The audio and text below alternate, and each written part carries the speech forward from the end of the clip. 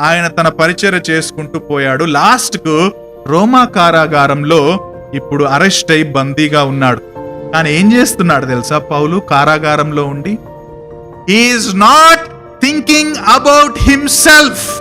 తన గురించి తాను ఆలోచిస్తలేడు. కానీ ఆయన ఎప్పుడైతే ఆ వివిధ ప్రదేశాలకు వెళ్ళి సువార్త చెప్పాడో, ఆ సంఘాలను ప్రోత్సాహపరచడానికి ఆయన ఉత్తరాలు రాస్తున్నాడు. అంటే అర్థం ఏంటో తెలుసా? A Christian life is not self-centered life, but a Christian life is other-centered life. ఇతరులకు నేను ఏ విధంగా బ్లెస్సింగ్ ఉండాలన్న తత్వాన్ని ఆయన ఎరిగాడు. కాబట్టే ఆయన శ్రమల్లో ఉన్న ఈ సంఘానికి ప్రోత్సాహకరమైన విషయాలను ఆయన రాస్తున్నాడు. డియర్ బ్రదర్స్ అండ్ సిస్టర్స్, ఎవరి గురించి మనం పట్టించుకుంటున్నాం?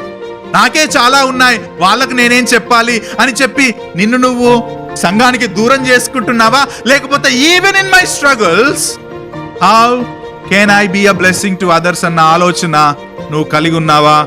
ఒకసారి మనం పౌలు ద్వారా నేర్చుకుందాం.